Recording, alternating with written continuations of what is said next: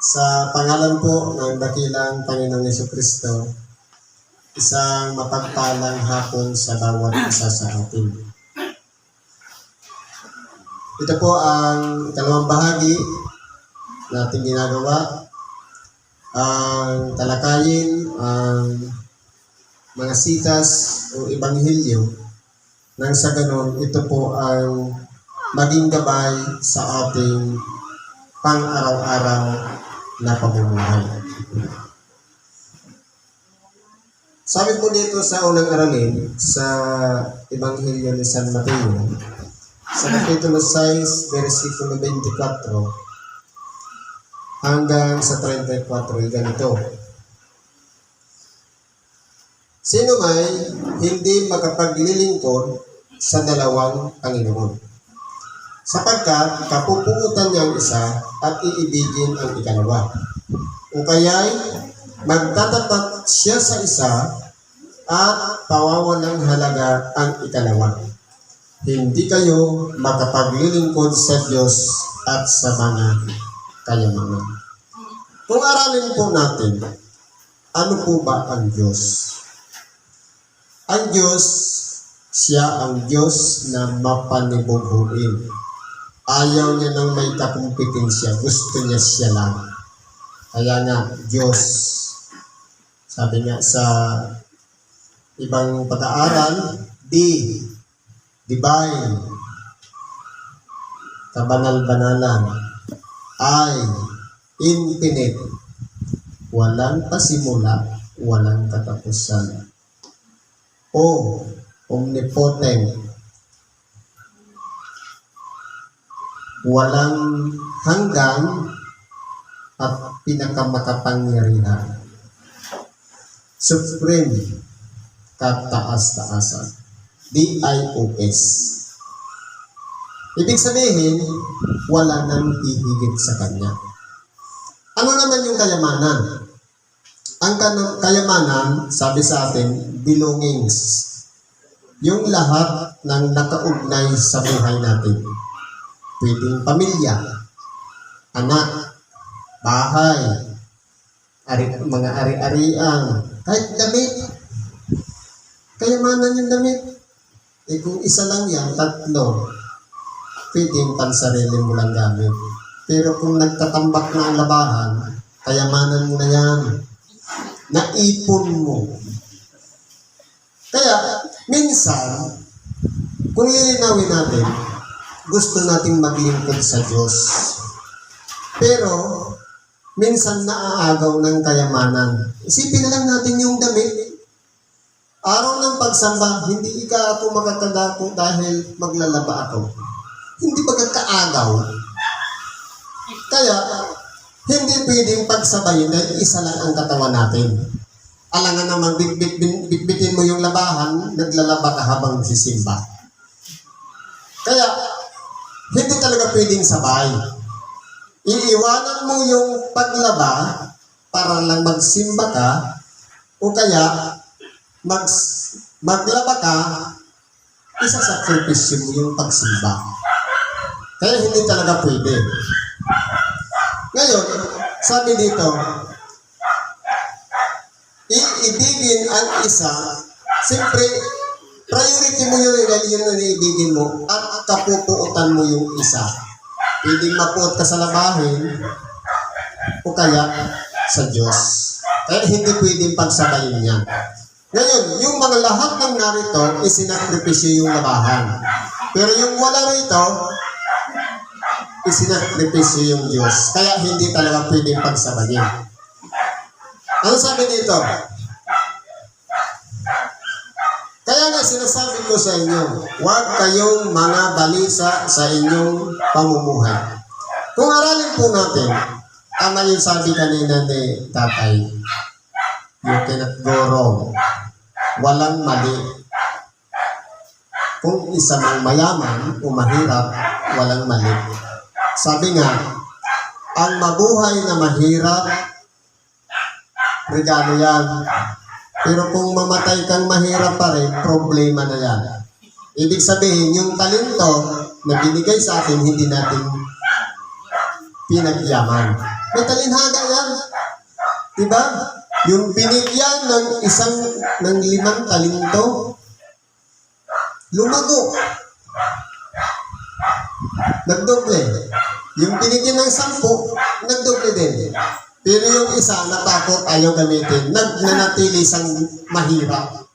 Ayaw niyang gamitin yung ipinagkaloob sa kanya para palaguin. Kaya sabi, ang pinagkatiwalaan ng malaki, mas malaki pa ang ibibigay sa kanya. Kaya nagdodoble.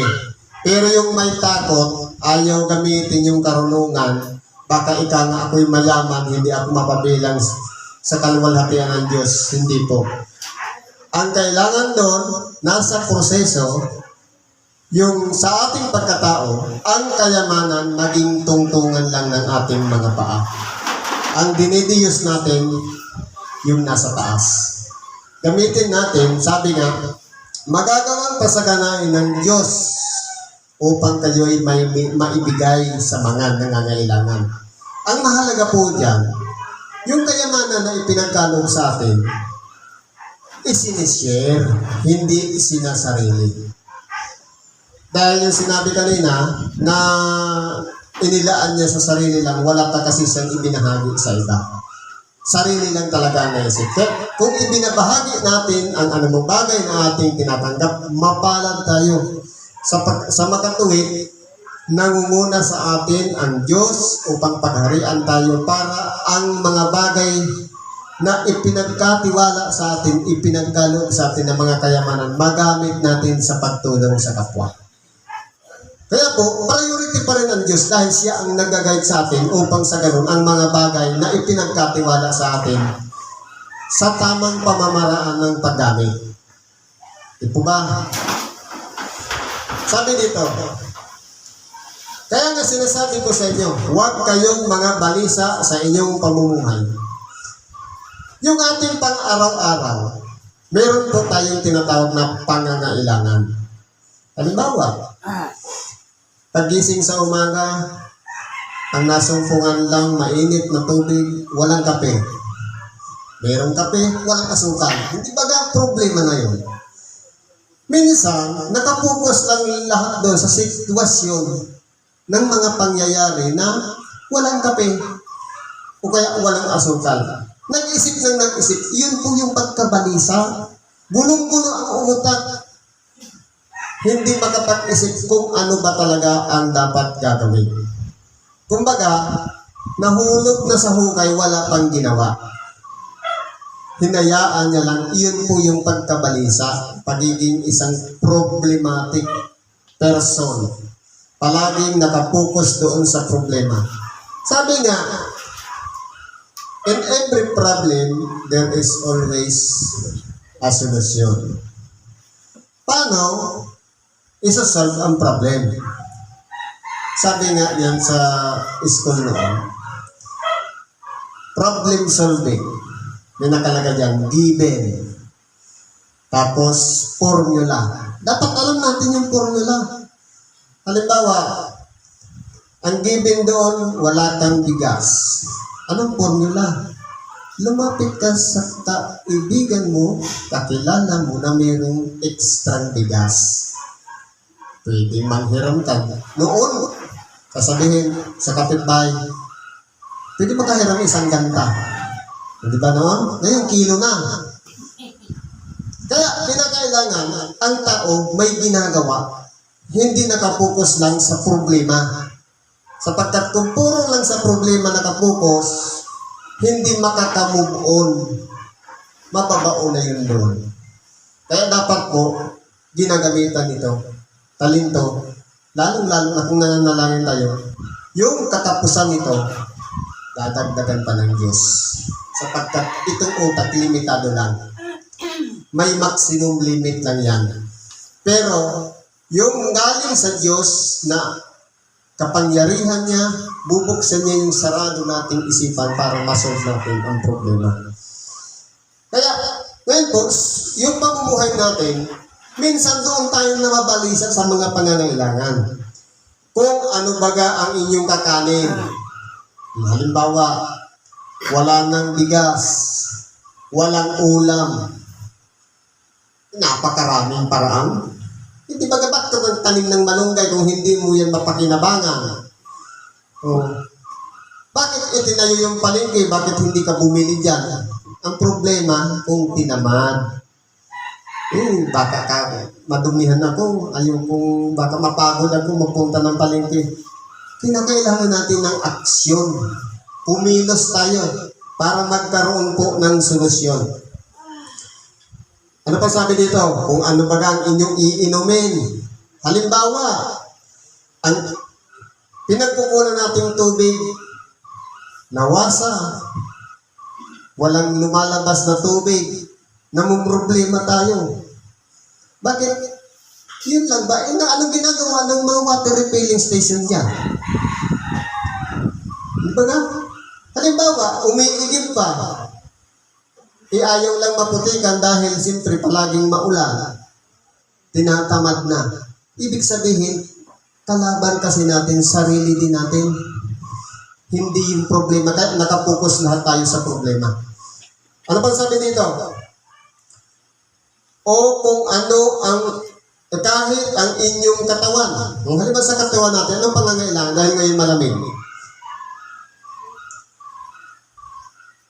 Kung ano ang inyong daramtin. Marami siguro, maraming damit. Ang problema, on process sa labahan. Dahil, siyempre anong kailangan nun para malaban? Sabon, tubig.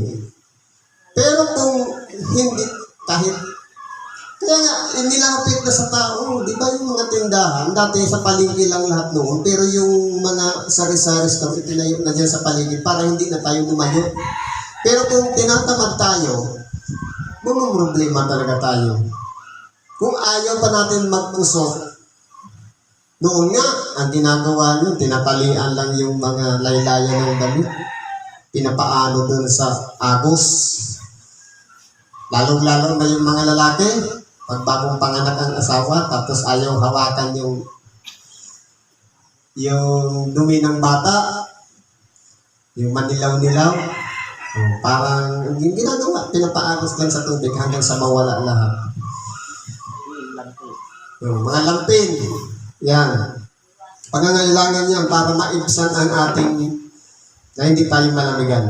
Hindi baga mahigit ang buhay kaysa pagkain. Hindi ba yung buhay natin? Yung pang-araw-araw na ginagawa natin mas mahalaga kaysa doon sa mga pangangailangan. Pero kung titingnan natin, bakit kinakailangan ang taong nawapalisa? Alalahanin natin, bago nilikha ng Diyos ang tao, lahat ng pangangailangan ng tao na-provide na. Pero, nung nagkasala si Adan, anong sabi ng Diyos kay Adan? Dahil sa ginawa mo, ikaw ay kakain ng tinapay mula sa pinagpawisan. Kumbaga, pagtatrabahuhan ang lahat ng pakikinabangin nating pagkain. Kaya po, nasa paghihirap tayo ngayon. Pero pwede naman tayong, halimbawa, may sobra tayo. Kasi, di ba, ang uso ngayon, pagka employee, 15-30 ang sahod. Minsan monthly, weekly.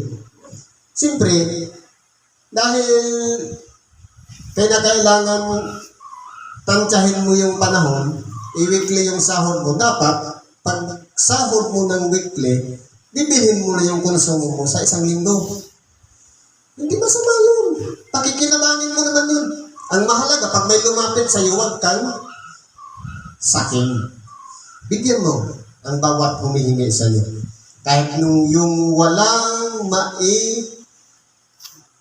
walang kakayahang magbalik.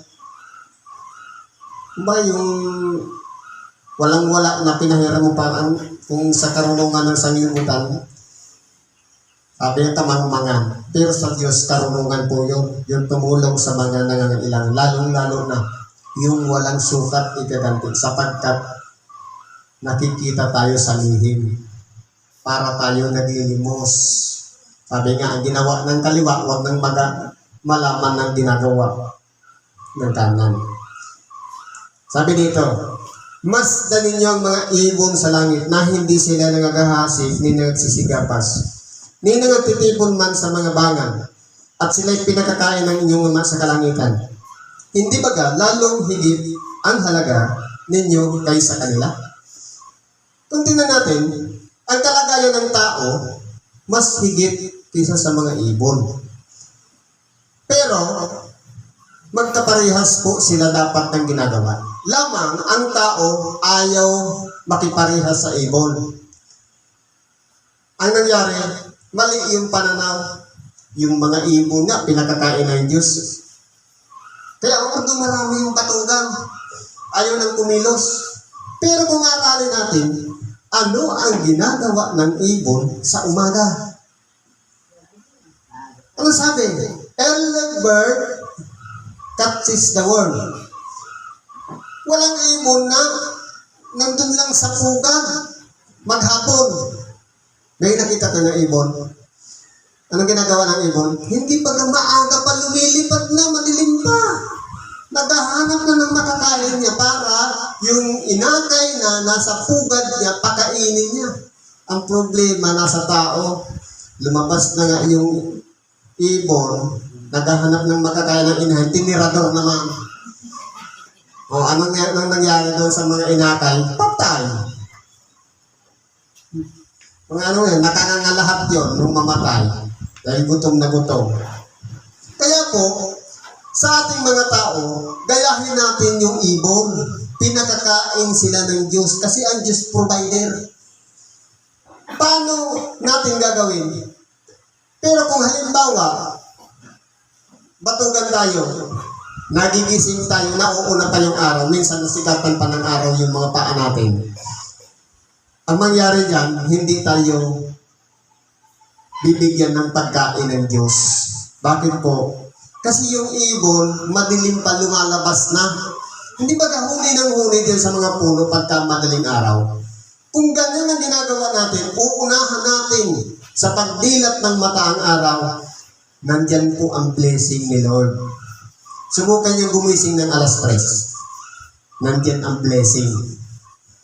Malinaw ang pag-iisip, makapag-iisip ka, ano kaya ang gagawin ko ngayong maghapon? Para kapakipakinabang ang aking maghapon. Para hindi kami kukulangin. Yan po ang importante sa buhay natin. Gayahin natin yung ibon. Pinagpapala at pinakakain sila ng Diyos. Gaano pa kaya tayo na mas mahalaga sa ibon? Kapag ginawa siguro natin ang gawain ng ibon, mas higit tayong mapalad sapagkat meron tayong pag-iisip at meron tayong kakayahang mamahala at gumawa ng iba-ibang mga bagay sapagkat larawan tayo ng Diyos. Walin sa inyo ang pagkabalisa ay magkapagdaragdang inaging isang siko sa sukat ng kanyang buhay. Halimbawa maghapon kang mag-alala, walang bigas. Ang mangyayari ng kakaisip maghapon, walang bigas. Madadagdagan ba ang buhay? Kung nagutom? Wala. Kaya kinakailangan natin, solusyonan yung pangangailangan ng walang bigas. Nandyan si kapitbahay. Pwede kang manhingi, pwede kang manhiram. Nandyan si kumare, si kumpare. Bakit ka pa nag-ipon ng kumpare at kumare kung hindi mo naman maaasahan? Eh, siguro, nabuulan ang pagiging kumpare o kumare dahil sa alak, dahil sa halimbawa, tinawag na para maging ninaw, o yun lang, nagparami lang ng kainuman. Pero, yung pakikitungo dapat, lalong-lalong na sa oras ng pangangailang, yun po ang pinaka-importante sa atin. At tungkol sa pananamit, bakit kayo nangababalisa? Wariin ninyong malnirya sa parang na kung paanong nagsisilaki, hindi nangagpapagal, ni nangagsusulid man. Totoo po, ang mga lirya sa parang, kung titingnan mo, napakagandang tingnan. Wala po silang ginagawa, kundi lumalaki lang, sumusupling hanggang sa magkaroon ng bulaklak. Bakit sila magandang tingnan? Tayo pa kayang mga tao na may karunungan, kalaman, bakit hindi natin gawing mabuti o maganda sa paningin ng kapwa ang ating buhay? Hindi pwedeng sabihin natin, mabuti akong tao, mabait akong tao. Ang tanungin natin yung kapwa, naging mabuti ba akong tao? Naging mabait ba ako? Kasi, minsan, ang nakikita lang natin yung maganda nating ginawa, pero yung mali, hindi natin nakikita. Tanungin natin ang kapwa. Pag sinambit na yung pangalan mo, kilala mo ika nga si ganito. Oo, swapang yan. O, diba? Yun ang pagkakilala ng kapwa. Pero kung mabait tayong tao, palakaibigan, mabuting tao, diba? Yun ang pagkakilala sa atin. Ang tatanungin, ang alamin natin, yung impact ng pagkakilanlan sa atin ng kapwa. Lalo na siguro, kung anong pagkakilala ng kapwa sa atin, yun din ang pagkakilala ng Diyos sa atin. Kaya kung mabait tayo, sinabi lang ng ating bibig, kalukuhan yun. Kinakailangan yung kapwa na nakakakita sa atin, sila ang salamin natin. Tanungin natin kung ano ba talaga tayo ang ginagawa natin sa kapwa. Ano pa sabi nito? Gayon nga, sinasabi ko sa inyo na kahit si Solomon man sa buong kaluwalhatian niya, hindi nakapagayak ng gaya sa isa sa mga ito. Totoo po, si Solomon yumaman. Pero ang inisip niya lang kung papaano maitayo yung templo sa Jerusalem. Totoo, maraming nakipagkaibigan sa kanya na mga malalayo, mga hindi kakilala.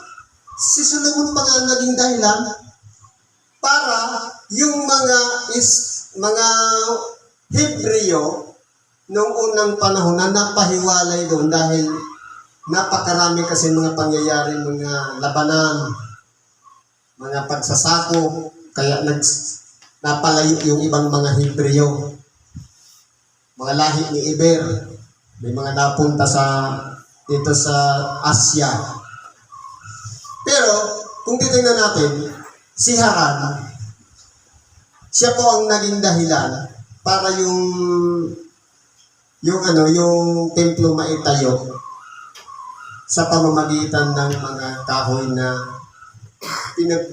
pinaghakot nila at yung naman ibang Hebreo naman yung pinagmula ng mga ginto dito sa Asya. Isa na nga sa pinoprospectan yung Pilipinas na pinanggalingan ng mga ginto sapagkat ang palatandaan, maraming ginto at merong mga kahoy na nara. Wala namang ibang lugar na may nara, Pilipinas lang.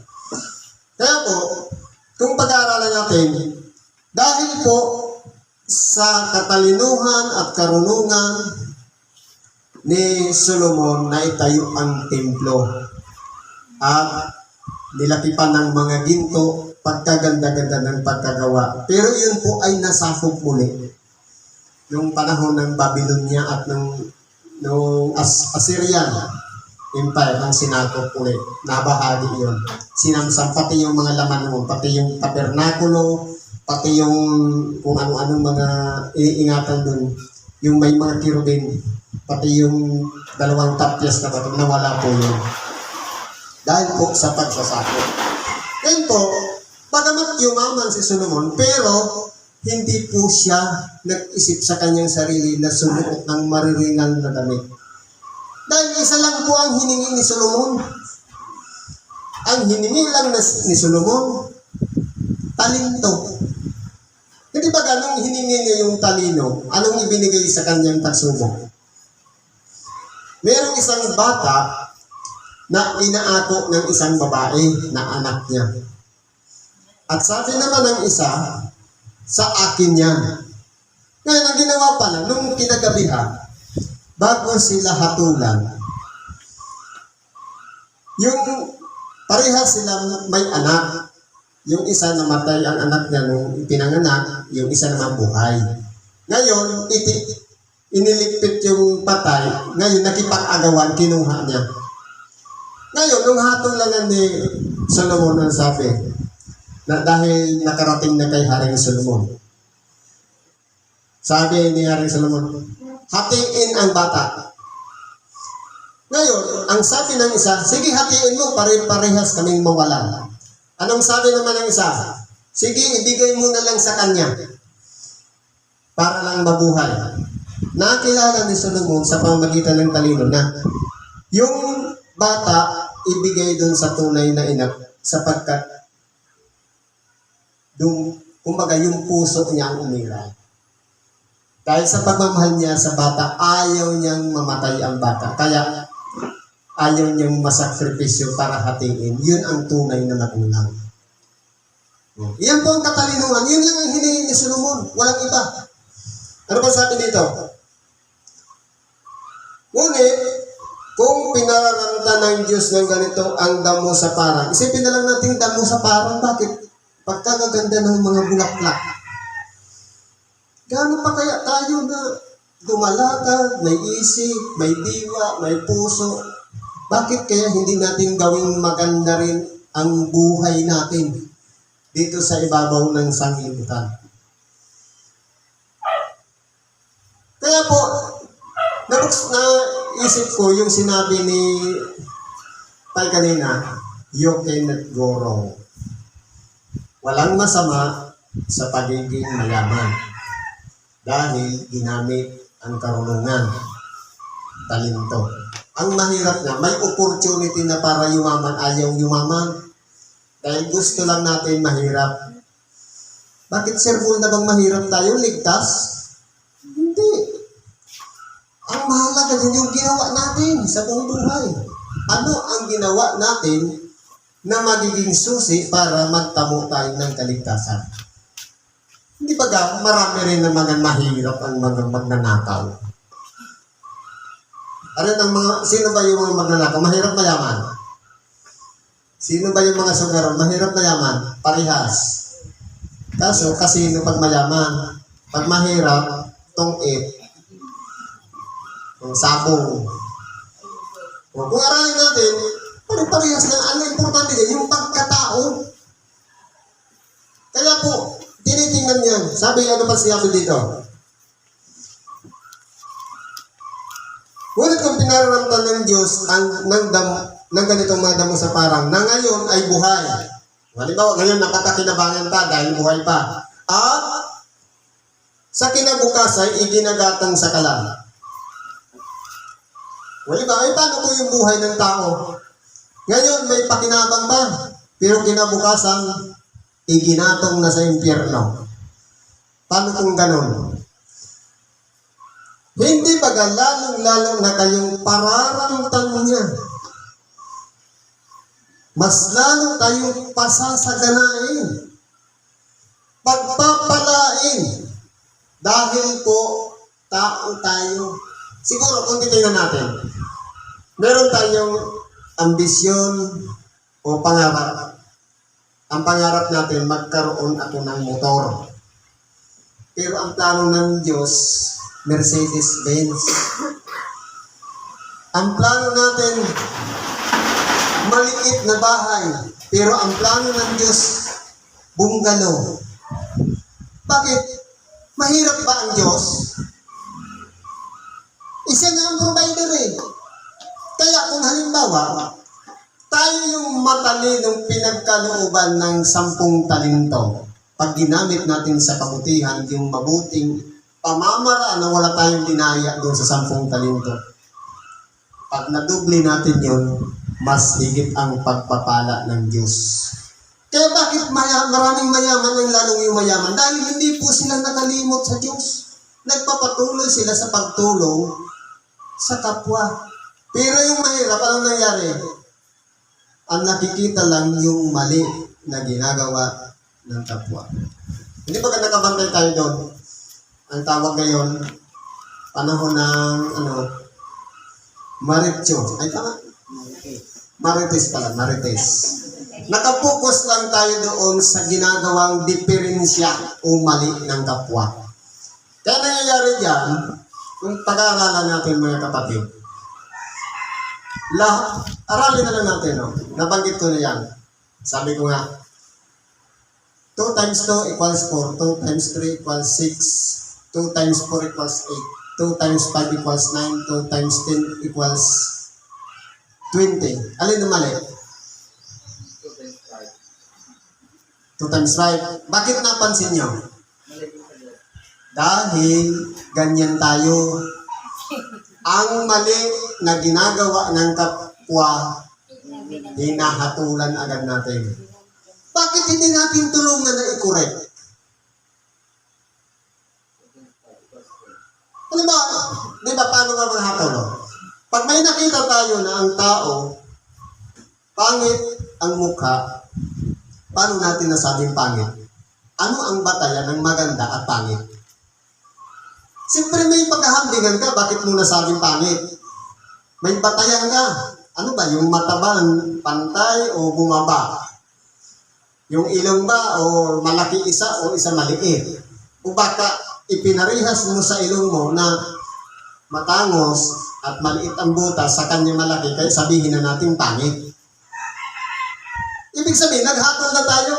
Hindi ba ga, nilikhayan larawan ng Diyos. Hindi, wala tayong karapatang humatol sa kapwa. Napangit siya, o maganda siya o anuman. Ang mahalaga dyan, ibigin natin ang ating kapwa katulad ng ating sarili. Kung ayaw nating masaktan ang ating kapwa, huwag din natin sasaktan. Lalong-lalo na yung mahal sa buhay.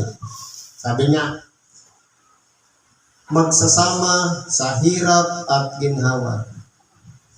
Sabi ng asawa sa kanyang asawa, love. Palaging sinasabi, I love you. Pero palagi namang masama ang loob. Nasaan yung love? Totoo siguro.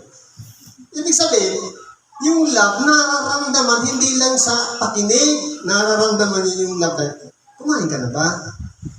Baka kailangan mo magsaing ako ngayon, kulang na yung kanin. Baka gano'n. Yun po yung love. Na may presensya po. Ano pang sabi dito? Kaya, sabi, kayong mga kakaunti ang pananampalataya. Ngayon, magagawa ng Diyos ang anumang naisin natin. Itama lang natin ang programa ng ating buhay. Pagdilat ng mata, Diyos agad. Manalangin, ituro sa atin ang gabay sa maghapon. At pagkatapos, makipagsulit tayo sa Diyos, ano ba ang nagawa kong mali? May problema ba? May diferensya? Baka pwede kong ayusin o baguhin. May pagkakataon ba? Pero kung walang gaya, ang makikita lang natin, yung problema ng may problema. Doon tayo nakapokus.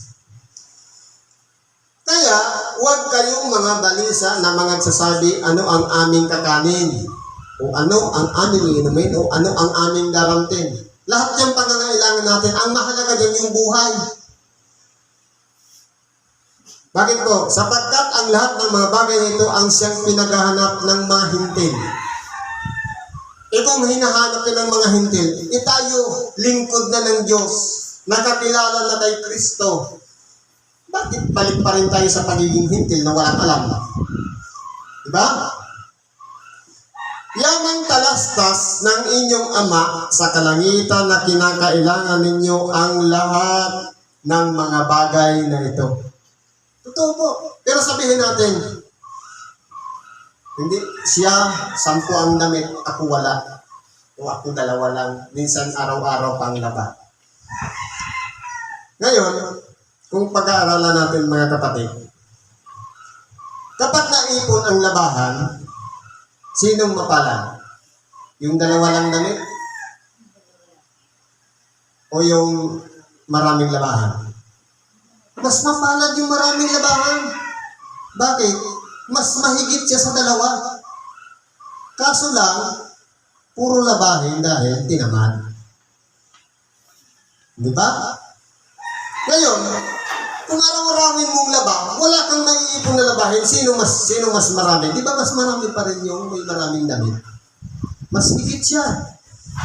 Kaya, kung ang isang tao ay sumagana ang buhay, bumuti ang buhay, nagkaroon ng magandang hinaharap, yan po ay kalooban ng Diyos.